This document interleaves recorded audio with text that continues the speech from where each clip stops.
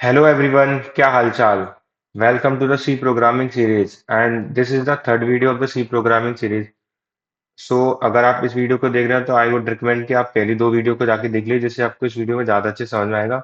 और इस वीडियो में हम समझने वाले हैं basically structure of C program कि सी प्रोग्राम का स्ट्रक्चर क्या होता है और आज हम अपना फर्स्ट सी प्रोग्राम भी लिखेंगे। ठीक है, उसके लिए हम आईडी का यूज़ करेंगे ऑनलाइन जीडीबी। ठीक है गाइस, तो लेट्स स्टार्ट करते हैं। So this is little bit about me. Like I am the quantitative researcher at Salab Capital, and I have achieved 1114 rank in GATE, and I am three-star coder at CodeChef, and I have completed my BTech from Aligarh Muslim University with 8.76 CGPA. Okay, so guys start करते हैं इसी के साथ। सीधी बात no बकवास। So what is exactly C भैया? कुछ नहीं है भैया। सी कुछ नहीं होती। C is a powerful general purpose programming language. इससे पहले हम पढ़ चुके हैं कि कंप्यूटर से बात करने के लिए हमें क्या चाहिए थी? प्रोग्रामिंग लैंग्वेज चाहिए होती है। तो सी क्या है? एक कंप्यूटर से बात करने की लैंग्वेज का एक तरीका है। जैसे इंसानों से बात करने के लिए जर्मन, इंग्लिश, हिंदी चाहिए होती है, ऐसे कंप्यूटर से बात करने के लिए प्रोग्रामिंग लैंग्वेज चाहिए होती है। और प्रोग्रामिंग लैंग्वेज के अंदर सी होती है, सीपीपी होती है, जावा होती है, पाइथन होती है। ठीक है, बहुत सारी लैंग्वेज होती है। तो हम क्या पढ़ने वाले हैं? सी पढ़ने वाले हैं। तो सी को हम क्या बोलेंगे? C is a powerful general purpose programming language.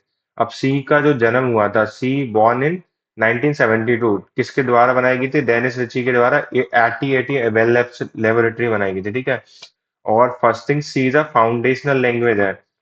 ठीक है, इससे और इसके ऊपर है ना सीपीपी, सी के ऊपर बेस्ड है। जावा, जावा स्क्रिप्ट एंड ऑल, ये सारी लैंग्वेज सी के ऊपर बेस्ड है, इसलिए हम इसको क्या बोलते हैं? फाउंडेशनल लैंग्वेज बोलते हैं। और भाई ये पावरफुल तो है ये, बिकॉज तुम देखो, कोई लैंग्वेज 1972 में बनी थी, आज भी वो उतनी ही इंपॉर्टेंट है जितनी तब थी। आज भी सी प्रोग्रामिंग को इतना यूज किया जाता है। कहाँ कहाँ यूज करता है वो हम देखेंगे। बहुत जगह यूज किया जाता है, गेम लिंक सिस्टम बनाने में, कैमराज वगैरह में, embedded system, operating system. Even जो तुम विंडोज देखते हो ना, विंडोज विंडोज का जो कोड लिखा होता है वो भी सी में लिखा होता है गाइस। और जो लिनक्स है, इस सब का कोड सी में लिखा होता है। समझ रहे हो मतलब C how much powerful C is? कि भाई एक कोई लैंग्वेज 1972 में बनी और वो आज तक उसी वे में यूज की जा रही है। सो गाइस, आगे चलते हैं। सो क्या यूज केस है सी प्रोग्रामिंग के? तो पहला यूज केस है कि ऑपरेटिंग सिस्टम बिल्ड करने का काम आती है। चाहे तो माइक वो विंडोज ले लो, माइक्रोसॉफ्ट का लिनक्स ले लो, ऑपरेटिंग सिस्टम आईओएस वगैरह कुछ भी ले लो, सी प्रोग्रामिंग यूज करती है। एम्बेडेड सिस्टम में लाइक जो कैमराज वगैरह होते हैं, माइक्रोवेव वगैरह में यूज की जाती है। अब तुम बोलो भैया ये क्यों यूज करी जा रही है? Because C is the fastest language. C is the fastest language. और तुम क्या चाहते हो कि तुम कैमरा के बटन पे क्लिक करो, 2 मिनट बाद फोटो खींचे? नहीं ना। तुम क्या चाहते हो? जैसे ही मैं बटन दबाऊं वैसे फोटो क्लिक हो जाए। तो इसीलिए जहां पर भी हमें स्पीड की नीड रहती है ना, वहां हम सी को यूज करते हैं। इसीलिए पता है सीपीपी जो सी प्लस प्लस लैंग्वेज है, सी के ऊपर बेस्ड है। इसलिए C plus plus language fast है जावा एंड पाइथन से। इसीलिए लोग है ना जो कम्पिटिटिव प्रोग्रामर होते हैं वो सीपीपी को यूज करते हैं, because it is fast, because it is based upon the C programming. ठीक है, तो और गेम डेवलपमेंट में भी सी प्रोग्रामिंग का यूज किया था। क्यों भैया? क्या तुम चाहते हो कि तुम एक मतलब यहाँ पर बटन दबाओ और मुक्का थोड़ी देर बाद पड़े? रियल लाइफ में नहीं, गेम में बता रहा हूँ गाइस। ठीक है, ये तो क्या तुम चाहते हो कि तुम अभी बटन क्लिक करो, जो लात हो थोड़ी देर बाद पड़े? तुम नहीं चाहते, तुम चाहते हो जल्दी बटन दबाओ, जल्दी लात पड़े सामने वाले हैं। ठीक है, सिंपल है। फिर उसके बाद में ड्राइवर प्रोग्राम बनाने में, ठीक है, लाइक टैबलेट प्रिंटर के जो प्रोग्राम होता है वो सारी चीजें सी में ही लिखी गई हैं।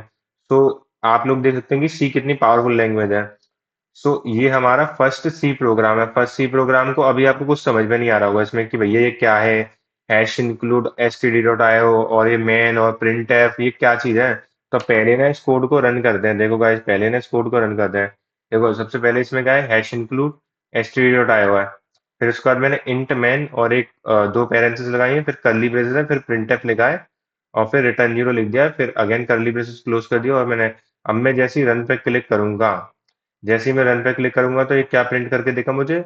कंसोल में हेलो वर्ल्ड प्रिंट करके देगा। क्या दे रहा है भैया? हेलो वर्ल्ड प्रिंट कर दे रहा है। क्या दे रहा है? जो मैंने यहाँ पर लिखा था ना वही प्रिंट करके दे रहा है भैया। अभी तो ये समझ में आ गया, आज हमने अपना पहला सी प्रोग्राम रन कर लिया। अब देखो मैं एक चीज चेंज करता हूँ। मैं यहाँ पर ना इसकी जगह पर मैं अपना नाम डाल देता हूँ, हेलो आशीष।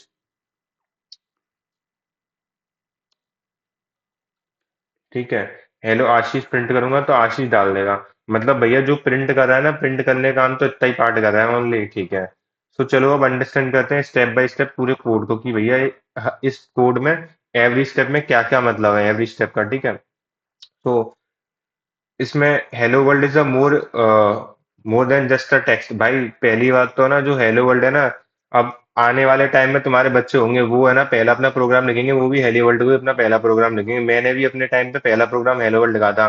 और एक मेरे पापा तो प्रोग्रामर नहीं है, बट हाँ उनके जो भी मतलब रहे होंगे जो प्रोग्रामर होंगे, उन्होंने भी हेलो वर्ल्ड ही लिखा होगा। ठीक है भाई, ये कन्वेंशन चला रहा है कि सब हेलो वर्ल्ड ही लिखते हैं गाइस। ठीक है, सो स्टार्ट करते हैं एक एक करके समझने का। जो करली ब्रेसेस है ना, जो करली ब्रेसेस है, ये वाला करली ब्रेसेस एंड ये वाला करली ब्रेसेस, ये क्या रिप्रेजेंट कर रहा है? These braces define the body of the function. Basically किसी फंक्शन की बॉडी को डिफाइन करता है, ये हमारा मेन फंक्शन है। अभी तुमको मेन फंक्शन नहीं समझ आ रहा, फंक्शन बेसिकली क्या होता है तुमने 12th में पढ़ा होगा। उसके अंदर हम कुछ इनपुट देते हैं, कुछ आउटपुट मिलता है। यहाँ पर हमें आउटपुट में क्या मिल रहा है? हेलो वर्ल्ड मिल रहा है कि नहीं मिल रहा? सिंपल इनपुट हमें कुछ नहीं दे रहा है। ठीक है, कभी कभी ये भी होता है प्रोग्रामिंग में। तो ये जो करली ब्रेसेस है ना, वो किसी फंक्शन की बॉडी को डिफाइन करता है, किसी फंक्शन की बॉडी को। मेन फंक्शन है, मैं अपने नाम से फंक्शन बना सकता हूँ। ठीक है, all executable statement and logic of a program, जितने भी हमें काम करवाना है वो सारा इस बॉडी के अंदर ही लिखा जाएगा ना, किसी फंक्शन की बॉडी के अंदर। That's it. तो करली ब्रेसेस किसी फंक्शन की बॉडी को रिप्रेजेंट करते हैं। प्रिंटफ हेलो वर्ल्ड है। जो प्रिंटफ फंक्शन है वो बेसिकली क्या करता है? प्रिंटफ फंक्शन है ना, जो टेक्स्ट देते हैं ना हम इसके अंदर, प्रिंटफ फंक्शन क्या करता है? जो भी हम इसके अंदर टेक्स्ट देते हैं, ये मैंने टेक्स्ट दिया इसके अंदर हेलो वर्ल्ड, वो उसको प्रिंट करता है। जैसे मैंने इस वाले एग्जांपल में मैंने इसके अंदर आशीष, हेलो आशीष दिया था, तो हेलो आशीष प्रिंट कर दिया। तो प्रिंटफ भैया एक अगेन फंक्शन है, वो क्या करता है? जो भी हम उसके अंदर देते हैं वो उसको प्रिंट कर देता है। ठीक है भैया, समझ में आ गया। बट भैया इस फंक्शन को आपने डिफाइन तो करा नहीं, कहीं ऐसे कैसे यूज कर लिया? ओके, बताते हैं। ठीक है, जो रिटर्न जीरो है, रिटर्न जीरो बेसिकली स्टेटमेंट बताता है कि जो तुम्हारा फंक्शन था, जो ये वाला फंक्शन था भैया, जो आपने मेन फंक्शन लिखा था ना, जहां पर ही रिटर्न जीरो होगा है ना, वहां पर ही फंक्शन टर्मिनेट हो जाएगा, उसके आगे कुछ एग्जीक्यूट नहीं करेगा। रिटर्न जीरो बेसिकली बताता है भाई फंक्शन खत्म हो चुका है। रिटर्न जीरो क्या बताता है? फंक्शन खत्म हो चुका है। ठीक है गाइस, उसके बाद भैया, ओके, देन भैया ये क्या है जो आपने ऊपर एक लाइन ऐड करके रखी है? इसका तो आपने कुछ मतलब बताया नहीं। चलो ये फंक्शन है, ये इसका इंट, इसका रिटर्न टाइप है कि रिटर्न क्या कर रहा है? एक इंटीजर रिटर्न कर रहा है। चलो, ये प्रिंटफ है ना, प्रिंट करने का हमारा मेन एक फंक्शन हो गया। करली ब्रेसेस का भी समझ आया। ये क्या लाइन है, इसका मतलब क्या है? बेसिकली तुमने एक चीज देखी भैया, हमने यहाँ पर ना एक फंक्शन यूज करा था प्रिंटफ। इसको हमने डिफाइन तो करा नहीं था, किसी फंक्शन को यूज करने से पहले हमें डिफाइन करना होता है, डिफाइन तो करा नहीं था।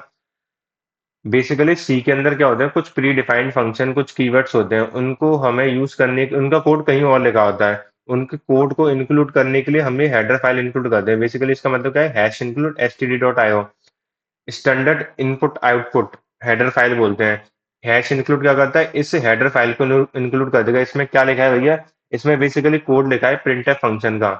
इसके अंदर, इस फाइल के अंदर ही प्रिंटफ फंक्शन डिफाइन है तुम्हारा, कि प्रिंटफ करेगा क्या, वो उसी फाइल के अंदर डिफाइन है। अब ऐसे ही बहुत सारे फंक्शन भी करेंगे। एक इनपुट लेने के लिए स्कैनफ होता है।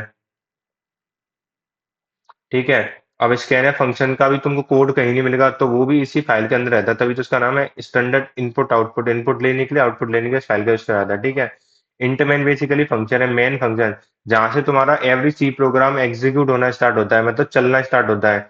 सी प्रोग्राम जहां से चलना स्टार्ट होता है वो हमारा मेन प्रोग्राम होता है। जैसे होता है ना, अभी हम फ्लो चार्ट बना रहे थे, फ्लो चार्ट में क्या होता था? स्टार्ट होता था किसी भी मतलब काम करने का स्टार्ट, फिर उसके बाद कुछ इनपुट लेना होता था, जो भी लेना होता था। तो जो स्टार्ट है ना, वो यहाँ पर हमारा मेन है। समझ में आएगा इस? तो इसी के, अब ये देखो, इसी के साथ हमारा पूरा स्ट्रक्चर ऑफ सी प्रोग्राम आपको समझ में आ चुका होगा। कुछ नहीं था गाइज, अभी थोड़ा थोड़ा ओवरऑल में लग रहा होगा, बट जैसे ही कल हम अपनी नेक्स्ट क्लास करेंगे, अभी तो जस्ट थोड़ा इंट्रो मिल गया आपको। जैसे हम अपनी नेक्स्ट क्लास करेंगे, उसमें आपको और अच्छे समझ में आएगा। इसमें बेसिकली हम अब क्या करेंगे? प्रिंटफ को पढ़ेंगे, कीवर्ड्स को पढ़ेंगे, फंक्शंस को जाके पढ़ेंगे, सारी चीजों को और डिटेल में जाके पढ़ेंगे नेक्स्ट क्लास में। सो गाइज, इसी के साथ आज के लेक्चर को एंड करते हैं। And guys, thank you for watching the lecture. And description में आपको नोट्स मिल जाएंगे और व्हाट्सएप ग्रुप का लिंक मिल जाएगा, जिसको आप ज्वाइन कर सकते हैं। That is a community of programmers. And मेरी लिंक्डइन प्रोफाइल मिल जाएगी, मुझे लिंक्डइन में फॉलो कर लेना for the guidance and future update. And okay guys, bye bye, take care.